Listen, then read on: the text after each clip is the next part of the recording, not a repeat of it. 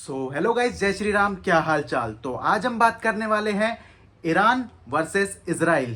तो जैसा कि आपने न्यूज में देख लिया होगा या कहीं पढ़ लिया होगा कि रात को यानी कि 1 अक्टूबर ट्यूसडे की नाइट को ईरान ने इजराइल की तरफ 200 मिसाइल टारगेट कर दिए। जी हाँ, तो आज इसी वीडियो में हम जानने वाले हैं कि ये सब क्यों हो रहा है, इसके पीछे पास्ट क्या है, क्या रिलेशन है इनके, क्यों ये कॉन्फ्लिक्ट हुआ है। तो बिना टाइम वेस्ट किए स्टार्ट करते हैं वीडियो। तो ईरान की न्यूक्लियर टेक्नोलॉजी और ईरान का इस्लामिक ग्रुप को प्रमोट करना और फंड करना, जैसे कि हिजबुल्लाह, फिलिस्तीन इस्लामिक जिहाद, हमास और ऐसी कई टेररिस्ट ऑर्गेनाइजेशन जो कि यूएन द्वारा टेररिस्ट घोषित की गई है ऑलरेडी। तो गाजा इसराइल का जो कॉन्फ्लिक्ट है वो एक हिस्सा है गाजा और फिलिस्तीन के कॉन्फ्लिक्ट का, जिसकी शुरुआत हुई थी 1948 में, जब 2 लाख फिलिस्तीन चले गए थे या निकाल दिए गए थे अपने घरों से, जो कि गाजा पट्टी में जाके फिर रेफ्यूजीज की तरह रहने लगे। तब से इजराइल ऐसे 15 युद्धों में इन्वॉल्व है, जो कि सारा युद्ध गाजा पट्टी के खिलाफ ही है। तो गाजा पट्टी में आती है टोटल 25 सिटीज, जिसमें से मेन सिटीज हैं गाजा और रफा, और बीच में इंटरनेट पे इंस्टाग्राम पे ट्रेंड चला था ऑल आइज ऑन रफा,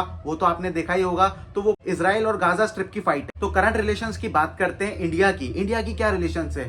हालांकि इंडिया तो दोनों से ही फ्रेंडली बिहेवियर है, इंडिया चाहेगा कि वॉर से दूर ही रहे। तो रिलेशंस की बात करते हैं इंडिया की इजराइल से और इंडिया की ईरान से। तो इंडिया की इजराइल से तो अच्छे रिलेशंस हैं ही, बल्कि इंडिया के ईरान से भी अच्छे रिलेशंस है, क्योंकि ईरान से हमारा बेसिक व्यापार चलता है, जैसे कि क्रूड ऑयल ईरान से आता है और इंडिया से डीजल जाता है ईरान में। तो CNN की न्यूज के अनुसार इजराइल और जो ईरान का कॉन्फ्लिक्ट हो रहा है और जो ये वॉर छिड़ गया है, उनके अनुसार ये बहुत ज्यादा बड़ा रूप ले सकता है। कि जैसा कि मैंने आपको स्टार्टिंग में बताया था, ईरान ने इजराइल की तरफ 200 मिसाइल टारगेट कर दिए, उनके मिलिट्री बेसेस को तबाह करने की कोशिश की है।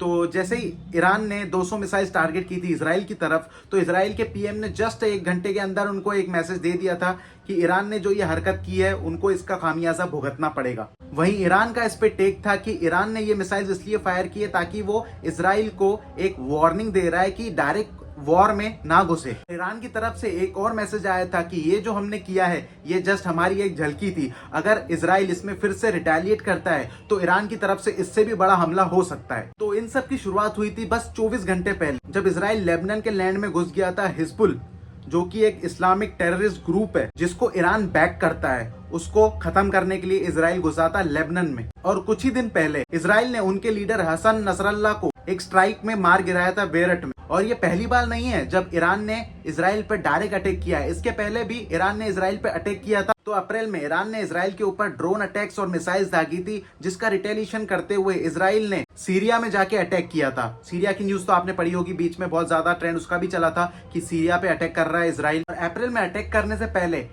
ईरान ने 72 घंटे पहले ही उनको नोटिस दे दिया था कि हम लोग अटैक करेंगे। वो नोटिस इसलिए दिया गया था कि ताकि जो कॉमन पीपल है, जो कॉमन लोग है, उनकी कैजुअलिटीज कम हो और ज्यादा नुकसान ना हो, ज्यादा जान का नुकसान ना हो। तो जब ईरान ने 300 लगभग मिसाइल्स दागी थी, तो इजराइल का जो डिफेंस सिस्टम है उसने उसको नॉकड आउट कर दिया था एयर में ही। तो ईरान और इजराइल इस मैटर पर पहुंचे कैसे, क्या हुआ था इनके पास्ट में, कैसे हो रहा था ये सब, तो इसकी मेन जड़ क्या है।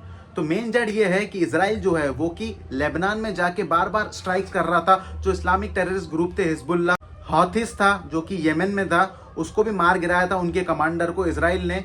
तो इन सब का बदला लेने के चक्कर में ईरान ने रिटेलिएट किया है।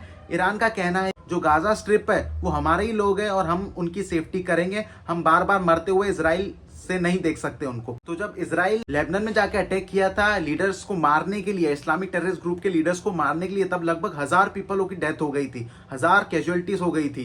तो इन सबको रिटेलिएट करते हुए ईरान ने ये स्टेप लिया है। तो ईरान का इस पे टेक है कि जब तक इजराइल, यमन, सीरिया यानी पूरी गाजा स्ट्रिप में सीज फायर जब तक लागू नहीं होता तब तक ईरान रिटेलिएट करता रहेगा। तो अब हम बात करेंगे कि आगे क्या क्या हो सकता है।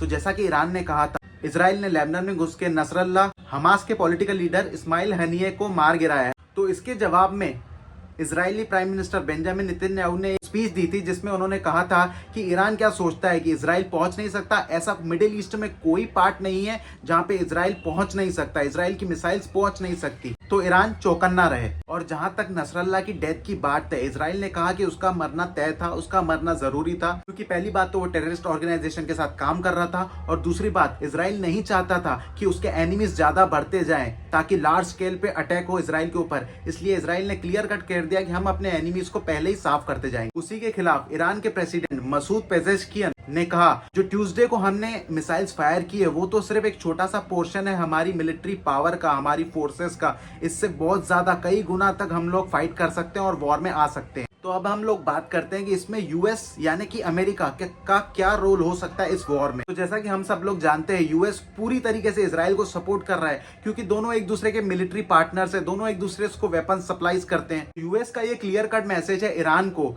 कि अगर ये वॉर रुका नहीं तो यूएस जो है वो पूरी तरह से इजराइल को सपोर्ट करेगा और ये इसका कॉन्सिक्वेंसेस बड़े वॉर की तरफ भी जा सकता है। और यूएस ने अपने ट्रूप्स सारे गाजा पट्टी की तरफ बढ़ाना चालू कर दिए हैं। वो जो पर्टिकुलर रीजन है जहां पे वॉर चल रहा है वहां पे यूएस पूरी अपनी आर्मी लेके जा रहा है ताकि फाइट अगर इंटेंस हो सकती है तो यूएस वॉर में कूद सके। यूएस के टैंक्स, ट्रूप्स और वॉरशिप्स सारे उस एरिया की तरफ बढ़ना चालू हो चुके हैं और ऑलरेडी वहां पे इकट्ठे होने लगे हैं। यूएस का भी टेक इसके लिए है क्योंकि जनवरी में जॉर्डन एरिया में जब ईरान ने मिसाइल्स फायर की थी तब यूएस के भी लगभग 3 आर्मी सोल्जर्स की डेथ हुई थी और लगभग 30 सर्विस मेंबर्स भी इंजर्ड हुए थे। यूएस ने भी क्लियर कट ये स्टेटमेंट दिया है कि यूएस कभी हेजिटेट नहीं करेगा अपनी फोर्सेस को बैक करने के लिए और इजराइल की भी फोर्सेस को बैक करने के लिए। यूएस पूरी तरीके से इजराइल के साथ है। अभी लेटेस्ट न्यूज आ रही है कि यूएन यानी कि यूनाइटेड नेशंस के जो सेक्रेटरी है उनको इजराइल ने इजराइल में घुसने से बैन कर दिया है, क्योंकि वो लोग चाहते हैं कि वॉर यहाँ पे खत्म हो जाए और वॉर आगे ना बढ़े, क्योंकि पूरे वर्ल्ड में इसके कॉन्सिक्वेंसेस